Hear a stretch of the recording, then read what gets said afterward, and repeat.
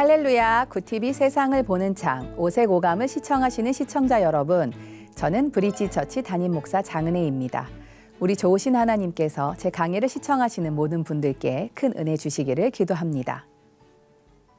저희가 첫 번째, 두 번째 강의에서 오늘 세 번째 주제는 성경이 살아있다입니다. 사실 성경은 제가 그 첫 번째 강의 때 말씀드렸던 것처럼 단순히 아는 것의 역할로만 끝나지 않습니다. 성경은 어떤 살아있는 존재, 그 존재와의 소통을 하는 도구가 성경이기 때문에 성경을 저희가 접할 때 단순히 아는 것으로만 끝난다면 사실 큰 메리트가 없다고 생각이 들어요. 그러면 이 살아있는 성경을 저희가 어떻게 실생활에서 저희가 적용할 수 있는지에 대한 제목으로 제가 오늘 성경이 살아있다라는 제목을 붙여보았습니다. 내가 그냥 성경을 그냥 어떤 글 혹은 그냥 어떤 내용의 하나로만 저희가 바라볼 때는 성경이 다 그냥 글자로 멈춰 있는 것 같아요. 그러나 저희가 성경을 살아있는 존재로 내가 딱 대하기 시작하면 성경은 굉장히 살아 움직인다는 것을 저희가 경험할 수 있게 되죠. 이 시간에는 저희가 어떻게 성경이 살아 역사하는지, 그러면 우리 삶에서 성경이 살아서 움직이기 시작하면 어떠한 일들이 일어나는지를 제가 한번 나눠보려고 합니다. 오늘 그 이야기를 시작하기에 앞서 제가 프레임이라는 단어를 한번 써볼게요. 여러분이 어떤 일이 있으면 사람들은 각자의 프레임을 가지고 삽니다. 그 프레임을 다른 말로는 고정관념, 다른 말로는 사람들의 의견, 이렇게 저희가 표현을 하기도 하는데요. 어떤 아내와 남편이 있어요. 똑같은 일이 발생합니다. 그런데 정반대의 반응이 나오죠. 남편은 그냥 좀 대충 놔두면 안 돼? 라고 얘기합니다. 왜요? 이 남편은 굳이 그렇게 깔끔하게 치우지 않아도 그냥 사는데 지장 없잖아 라는 생각의 프레임을 갖고 있기 때문입니다. 그런데 이 아내는 빨리 그것을 치워야겠는 거예요.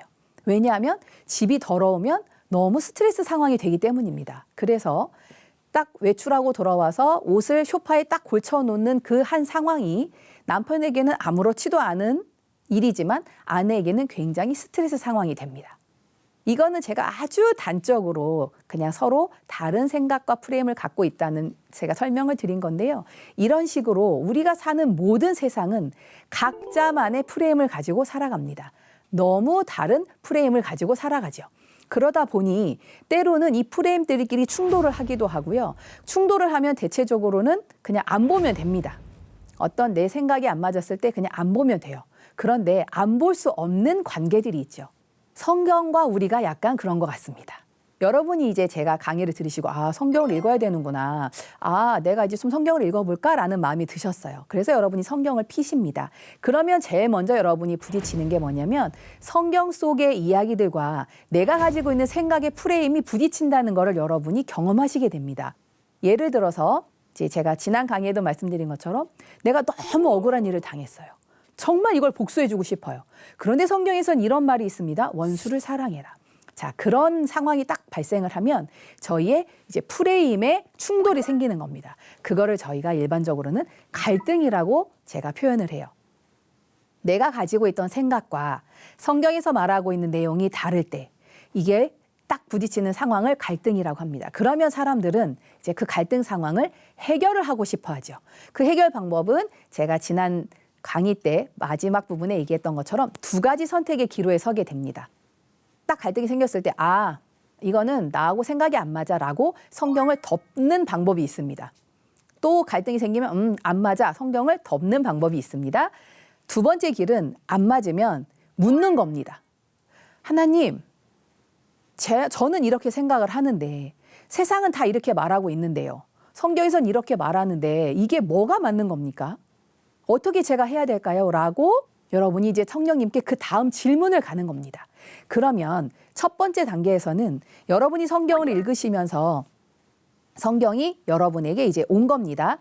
딱 1차로 왔어요. 근데 이것이 나하고 딱 갈등이 생기면서 두 번째 질문이 되는 겁니다. 성령님, 지금 모든 사람이 다 A라고 합니다. 근데 성경에서는 B라고 말하고 있어요. 그럼 제가 어떻게 해야 되죠? 라고 반문을 하게 됩니다. 그러면 성령님께서 답을 주시는 거예요. 이런 식으로 여러분이 성령님과 계속 소통을 하면서 성령님과의 관계심이 이렇게 돈독해지는 겁니다. 사람도 그렇죠. 한 번 본 것보다 두 번 볼 때가 더 편하고요. 두 번보다 세 번 볼 때가 편하고요. 자꾸 보다 보면 이 사람의 많은 것을 알게 되는 것처럼 성령님도 마찬가지인 것 같아요. 내가 성령님을 한 번 경험할 때와 내 매 삶의 순간순간마다 성령님을 경험할 때랑은 성령님이라는 존재에 대한 인지가 다른 것처럼 여러분들이 이렇게 하나가 두 개가 되고 두 개가 세 개가 될 때 성령님과 더 친근감이 생기고 정말 성령님이 어떤 분이신지를 저희가 더 잘 알 수 있을 것 같습니다. 그렇게 해서 여러분이 이제 생각의 딱 프레임에서 성령님과 딱 부딪히면 그거를 제가 갈등이라고 표현을 했지요. 자, 그 갈등 상황이 됐을 때 나는 성경을 덮을 거예요 하는 분들은 마음이 열릴 때까지 좀 기다려야 될 것 같고요. 그래, 성경대로 그럼 해보자. 그런데 나는 안 되니까 그러면 그 다음에 어떻게 해야 되는가? 자, 그 다음 단계를 넘어갈 때 여기서부터 조금 어려운데요. 여러분이 갈등이 생겼어요. 나는 정말 제가 너무너무 밉지만 성령님은 사랑하라고 하니까 난 바로 사랑해야겠다. 라고 만약에 여러분이 바로 마음이 바뀐다든지 바로 생각이 바뀌면 굉장히 나이스합니다. 걱정할 게 없어요. 그런데 여러분이 인생을 살면서 아시겠지만 이 관성의 법칙이라고 할까요? 내가 하던 습관을 바꾼다는 것이 결코 쉽지가 않습니다. 예를 들면 남편이 아까 제가 이제 처음에 예시 드렸던 것처럼 이제 나갔다 왔어요. 옷을 탁 걸쳐놔요. 그럼 이제 아내가 잔소리를 합니다. 예를 들면 나는 원래는 이거를 벗어놓는 사람이에요. 근데 아내의 잔소리가 아니라 만약에 그게 성령님의 말씀입니다. 은혜야, 옷을 걸어야지 라고 했을 때 여러분이 안 걸을 거야. 너랑 안 살 거야. 그렇지 않은 이상 살 거면 그래 노력을 해요. 근데 한번 해보시면 알겠지만 옷 하나 거는 것도 쉽지가 않습니다. 그것도 기쁘지 않아요. 일종의 어떤 심하게 말하면 괴로움이 될 수도 있고요. 정말 짜증이 될 수도 있고요. 집에 들어올 때마다 그것 때문에 스트레스가 될 수도 있습니다. 말씀도 마찬가지예요. 내가 그냥 바로 딱 그 말씀대로 내가 싹 바뀌어가지고 하나님 저 정말 이렇게 살게요 하면 괜찮은데 그게 바로 되지 않으면 이제 그 한 가지 주제를 가지고 계속 하나님하고 씨름을 하게 되는 겁니다. 더군다나 내가 어떤 그냥 가볍게 넘길 수 있는 건 그냥 하나님 이거 알았어요. 제가 주님 뜻대로 할게요. 이거 주님 뜻대로 할게요. 하면 쉬운 것들도 있지만 때로는 어떤 그 주제가 거의 정말 내 인생을 걸어야 될 만큼 중요하고 어려운 경우들이 있는 거를 가끔 봅니다. 일예로 성경에 이런 말씀이 있습니다. 하나님과 돈을 겸하여 섬길 수 없다. 많은 분들이 아마 이 구절을 많이 알고 계실 거고 그렇게 써있지라고 생각하실 거예요. 근데 여러분 한번 이거를 저희가 그 프레임에 갖고 가볼까요? 자, 여러분이 이 세상을 살아가고 있습니다. 이 세상에서 돈이 없이 과연 이 세상을 살아갈 수 있을까요? 절대 불가능할 겁니다. 우리가 사는 모든 것은 다 돈으로 저희가 값어치를 매기기도 하고 돈으로 소통을 하기 때문이죠. 그런데 성경에선 이렇게 말합니다. 하나님과 돈을 겸하여 섬길 수 없다. 그럼 이게 무슨 말일까? 라고 저희가 물어야 되는 거예요. 하나님, 이게 무슨 말씀인가요? 라고 물으면 하나님께서 그거에 대한 답을 이렇게 주실 때 은혜야, 이거는 이 말이야. 그러니까 넌 이렇게 해라. 라고 딱 말씀을 해주시기도 하지만 그렇지 않고 말씀으로 딱 답을 주시는 게 아니라 상황이 계속 오는 경우들이 있어요. 그럼 어떤 상황이 오냐면 하나님과 돈이 계속 이렇게 경쟁 구도로 어떻게 보면 내가 선택해야 되는 구도로 가야 되는 상황이 저희 앞에 옵니다. 예를 들어서 제가 하나님을 선택할 건지 물질을 선택할 건지에 대한 상황이 하루로 끝나지 않고 계속 옵니다. 계속 오면 그게 이제 처음에는 그냥 그런가 했는데 계속 반복되면 예를 들어서 여러분이 또 돈이 필요해요. 돈이 필요하니까 돈을 벌기 위해서 최선을 다했습니다. 그런데 돈이 되지 않는 거예요. 그러니까 너무 힘들죠. 너무 힘드니까 여러분은 이제 찾는 겁니다. 하나님, 제가 지금 돈이 너무 필요해요. 하나님을 구했어요. 그런데 하나님이 그래, 그렇지, 내가 네 모든 필요를 알고 있어라고 돈을 딱 주시면 너무 금방 해결될 문제인데 성경에 하나님이 이렇게 말씀하시는 거예요. 내가 온 세상을 다 지었다. 이 온 우주 만물이 다 나의 것이야. 나는 이 모든 것을 내 마음대로 할 수 있어. 라고 막 말씀을 해주시는 거예요. 그래서 제가 그래, 하나님은 그런 분이야. 그래, 그런 하나님이 나의 이 문제 하나쯤이야. 해결 못 해주시겠어? 라고 제가 이제 아멘으로 응답을 받고 구했어요. 하나님, 이것 좀 해결해 주세요. 하나님은 이건 어렵지 않으시잖아요. 성령님, 저와 함께 하신다고 하셨잖아요. 이거 좀 해결해 주세요. 라고 했어요. 해결이 딱 되면 너무 할렐루야 감사합니다. 역시 주님은 살아계세요. 라고 참 나도 고백하기가 쉬운데 내가 그렇게 힘든 걸 뻔히 아시는 하나님께서 이 문제를 해결을 안 해주시고 자꾸만 이런 말씀을 주시는 겁니다. 먼저 그의 나라와 의를 구해라. 그리하면 내가 이 모든 것을 더해줄게. 아무것도 염려하지 말아라. 무엇을 먹을까, 입을까, 마실까 염려하지 마라. 자꾸 그렇게 염려하지 말라는 말씀을 주시고 돈을 안 주시는 거예요. 아마 지금 제가 드리는 말씀이 아마 대부분의 이 영상을 보시는 분들에게 한 번쯤은 나도 저런 경우 있었는데 라고 생각하실 것 같아요. 하나님께 저희가 다 구합니다. 구하면 주신다고 써 있거든요. 구하면 주신다고 해서 구했어요. 그러면 하나님이 딱 주셔야 되는데 나는 지금 돈이 필요하다고 말하고 있는데 하나님이 돈은 안 주시고 자꾸 다른 말씀을 주시는 거예요. 내가 네 마음과 생각을 지켜줄 거야. 염려하지 마. 내일 일을 걱정하지 마. 자꾸 이러시면 제가 아까 말씀드렸죠. 생각의 프레임을 여러분이 떠올리시면 좋을 것 같습니다. 하나님은 지금 나한테 답을 주시고 있고 지금 내 상황을 누구보다 잘 아시고 있고 내가 그걸 이렇게 말하고 있는데도 하나님이 지금 내가 원하는 답을 주시지 않는구나. 성령님께서 나를 그쪽으로 인도하시지 않는구나. 그러면 여러분은 여러분이 가지고 있는 생각의 프레임을 한번 떠올려 보세요. 왜 나는 지금 이 돈을 구하고 있는가에 대한 원인을 한번 떠올려 보시고 그 원인에 예를 들어서 제가 아이를 키웁니다. 이 아이를 잘 키우고 싶어요.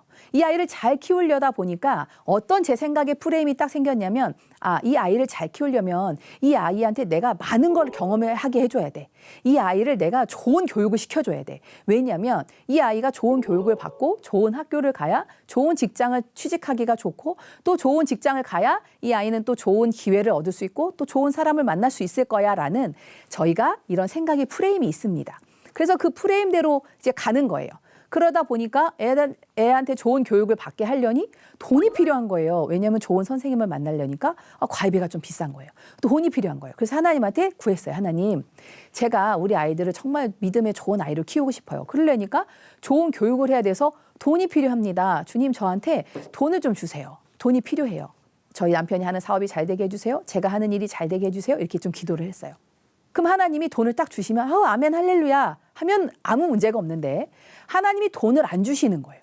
돈을 안 주시니까 제가 계획했던 이 프레임대로 제 삶이 가지를 않는 겁니다. 우리 아이를 그렇게 좋은 교육을 시킬 수가 없는 거예요. 그러면 제가 두 가지 선택의 길이 있다 그랬죠. 하나님, 이게 뭐예요?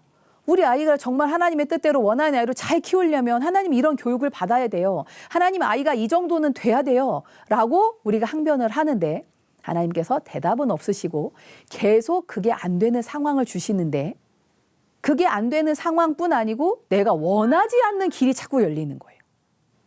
우리 아이가 좋은 아이로 잘 컸으면 좋겠고 잘 됐으면 좋겠는데 하나님께서 그런 상황을 만들 수 있는 환경을 만들어 주시질 않고 오히려 되게 어떤 생각지도 않았던 어떤 선생님을 만나게 하신다든지 아이가 갑자기 교회를 간다든지 막 뭘 한다는 거예요. 어떻게 보면 나의 입장에서는 내가 생각한 프레임대로 안 되는 것도 이게 마음이 불편한데 내가 전혀 생각지 않았던 다른 방향으로 가는 건 더 화가 나는 거예요. 그러니까 하나님하고 계속 갈등 관계가 생기는 겁니다. 어쩌면 여러분이 신앙생활을 하면서 이런 경우들이 많지 않으신가요? 내가 생각한 틀대로 되지 않을 때 우리는 그거를 고통이라고 인지를 합니다. 잘 한번 생각해 보시면 꼭 우리 아이가 좋은 교육을 받고 좋은 선생님을 만나서 그렇게 투자를 해야만 정말 좋은 아이로 성장을 하는가요? 저희가 한번 다시 생각해 보면 그렇지 않은 경우도 너무 많은 경우를 봅니다. 꼭 좋은 대학을 가야만 그 사람의 인생이 행복한가요? 꼭 좋은 직장을 다녀야만 그 사람의 인생이 행복한가요? 꼭 좋은 조건의 사람을 만나야만 그 사람이 행복한가요? 좀 인생을 살아보신 어른들은 이렇게 말할 겁니다. 그렇지 않더라. 내가 인생을 살아보니 꼭 그 대학을 가지 않아도 너무 인생을 즐겁게 행복하게 정말 내가 원하는 삶을 살 수 있는 길도 있더라. 내가 꼭 그런 직장을 다니지 않아도 내 인생이 끝난 건 아니더라. 그런 어떤 인생의 정답 같은 깨달음이 제가 나이가 들면 제가 경험을 하게 되는데요. 그 경험들이 성경에서는 여러분에게 다 말해주고 있습니다. 왜? 이 모든 것을 운행하시고 주관하는 하나님께서 정말 여러분에게 무엇이 필요한지를 말해주고 계시는 거예요. 은혜야, 너 아이를 잘 키우고 싶니? 그러면 돈이 있어서 네가 원하는 스케줄대로 아이를 키울 때 아이가 정말 행복하고 정말 그 아이에게 좋은 것이 아니라 내가 그 아이 마음속에 있어서 그 아이가 성령님과 더불어 살아가는 삶을 살 때 그게 정말 진정으로 그 아이에게 행복한 길이야. 그래서 내가 너에게 그 아이에게 정말로 행복한 길을 가게 가르쳐주고 싶어서 정말 중요한 걸 주고 싶은데 그 정말 중요한 거를 너가 알으려니 네가 생각했던 네가 가지고 있는 그 프레임을 깨야 되더라. 그래서 내가 너가 원하는 돈을 주지 않았던 거야 라고 성령님이 오늘도 우리에게 말씀하시는 건 아닐까요? 여러분이 가지고 있는 그 프레임이라는 것이 하루아침에 생긴 게 아닙니다. 많은 경험과 많은 교육과 많은 학습 속에서 여러분이 만들어진 그리고 이 시대가 여러분에게 만들어준 것이기 때문에 그 프레임을 깬다는 게 결코 쉽지 않아요. 예를 들면 내 주변의 모든 사람이 100명의 사람 중에 90명이 다 그렇게 똑같이 생각하고 말을 하면 나머지 10명은 결코 쉽지 않습니다. 그런데 성경에서는 또 이렇게 말하더라고요. 너희가 넓은 길로 가지 마라. 좁은 길로 가라. 넓은 길은 쉽고 그 길로 가는 사람이 많아. 그러나 좁은 길은 좁고 협착해서 가기가 어렵다. 그래서 그 길로 가는 사람이 많지가 않아. 그러나 믿음의 사람들아, 너희는 세상의 넓은 길로 가지 말고 좁은 길로 가라. 라고 주님이 말씀하고 계시는 거예요. 제가 서두에 말씀드린 것처럼 여러분은 다 각자의 프레임을 가지고 있습니다. 그러나 주님께서는 우리에게 더 귀한 것, 정말 저에게 필요한 것, 그것을 주시기 위해서 때로는 그 프레임을 깨는 작업을 하세요. 어떤 사람은 프레임이 정말 너무 얇은 유리 같은 프레임인 사람도 있고 그런 경우가 있습니다. 그래서 그냥 망치로 한 번만 때려도 와장창 깨지는 경우가 있어요. 그러나 어떤 경우에 또 어떤 항목에 있어서는 아무리 망치로 내리쳐도 이 프레임이 유리가 아니라 너무 단단한 쇠로 되어 있어서 아무리 그거를 두드려도 깨지지 않는 것들도 있습니다. 그러면 주님께서 우리에게 이렇게 말씀하시면 참 좋을 것 같아요. 그래, 은혜야. 너 애썼지. 노력했는데 안 되지. 그래, 적당히 거기까지만 해. 그래, 애썼다. 거기까지만 해도 내가 그냥 네가 원하는 대로 해줄게. 그러면 참 좋을 것 같아요. 그런데 성경에서 성령님은 이렇게 말씀하십니다. 너희가 믿음을 지킬 때, 너희가 나를 사랑할 때, 그래, 은혜야, 네가 할 수 있는 만큼만 적당히 해. 이렇게 말하면 쉬운데 네 마음과 뜻과 힘과 정성을 다해서 주 너희 하나님을 사랑해야 되고 너희가 믿음을 지킬 때도 그래, 적당히 그 정도면 되지. 그래, 아브라함 같은 믿음, 다니엘 같은 믿음, 아이 그거는 아브라함이나 다니엘 정도지 너희는 그냥 대충 믿어도 돼. 라고 하시지 않으시고 네가 목숨을 다해도 네가 죽음 앞에 서도 그 믿음을 지켜라라고 주님이 말씀을 하시는 거예요. 이게 여러분이 신앙생활의 어려움입니다. 여러분이 신앙생활을 오래 하시지만 어떤 이제 그 신앙생활의 이렇게 단계를 봤을 때 어느 한계점을 가면 거기서 그걸 넘어가지 못하고 계속 제자리 걸음을 하는 경우를 여러분이 경험하실 때가 있어요.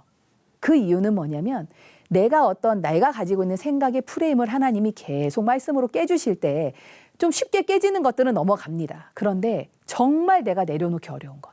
아까 제가 잠깐 예로 들었지만 물질. 여러분 물질을 내려놓는다는 것이 얼만큼의 고통을 감수해야 되는지 한번 경험해 보셨습니까? 생각해 보셨나요? 자녀. 여러분 생각해 보셨습니까? 내가 이렇게 오늘도 일하는 이유는 내 자녀를 잘 키우기 위해서인데 그 자녀를 내려놓아라. 여러분 상상하실 수 있을까요? 더 나아가서 나의 자아를 내려놓아라. 여러분 내 자아를 내려놓는 프레임을 과연 우리가 깰 수 있을까요? 결코 쉽지 않을 겁니다. 그냥 결코 쉽지 않다라는 말로는 부족할 만큼 정말 내 뼈를 깎고 내가 차라리 죽는 게 낫다. 이렇게 사느니 죽는 게 낫다라고 생각할 정도의 고난이 있을 수 있습니다. 그러면 왜 주님께서는 우리 보고 그렇게 어려운 그 길을 그냥 좀 하나님의 능력이 많으시니까 적당히 좀 우리한테 좀 피할 길도 내주시고 내가 조금 숨통 트일 구멍을 주셔도 좋으련만 왜 하나님께서는 그토록 고집스럽게 내가 나의 프레임을 깨고 주님의 말씀에 순종하라고 하실까요? 제가 목회를 하면서 저희 성도들한테 이렇게 얘기합니다. 입으로 전도하지 말아라. 삶으로 전도해라. 이렇게 말하면 되게 의아해요. 전도하라고 막 하던데요. 그래서 제가 이렇게 말합니다. 예수 믿으세요라는 말만 하지 말고 복음을 전해봐라. 어쩌면 하나님께서는 우리에게 예수 믿으세요라는 그 말 이면에 예수님이 정말 내 안에 살아 역사하실 때 내 삶이 얼마나 좋은지를 경험케 한 후에 그 좋음을 나누기를 바라셨던 것 같아요. 그래서 단순히 그냥 말로만 너희가 신앙을 믿음을 얻는 게 아니라 입으로 시인하고 믿고 입으로 시인하면 구원에 이르는데 그 입으로 시인한다는 그 표현이 단순히 저 예수 믿어요. 그거는 아닐 겁니다. 나를 죽이겠다고 할 때도 그 앞에서도 내가 예수를 믿는다 고백하는 그 고백. 제가 구약의 다니엘서를 보면 다니엘의 세 친구 이야기가 나오죠. 내가 예수를 믿는다고 하면 죽는 거예요. 풀무불에 던져져서 죽는 거예요. 근데 죽음 앞에서도 그들은 고백합니다. 우리는 여호와를 믿습니다. 그럼 하나님은 왜 그렇게까지 그냥 우리를 못 죽여서 안달이 나신 것처럼 왜 그렇게까지 우리에게 그렇게 힘들게 하실까요? 우리 삶의 많은 고난들을 통해서 왜 하나님은 그렇게 하실까요? 그 이유가 있습니다. 그 모든 고난 속에 마음과 생각을 주관하시는 그 하나님을 여러분이 만날 수 있기 때문입니다.